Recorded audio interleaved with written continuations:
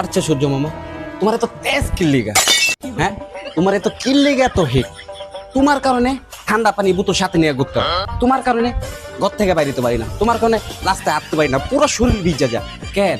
তুমি যদি একটু হিটটা কমাও, কেউ কি তোমার কিছু কইবো? তোমার কেউ কিছু করার মতো আছে?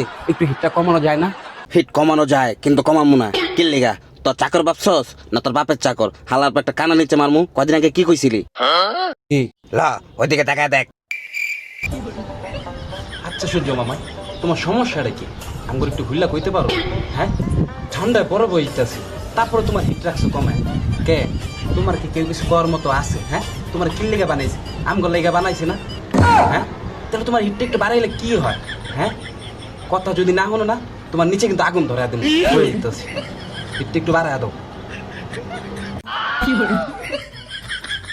না না, আমার ঠিক আছে, তুমি তোমার মতো থাকো।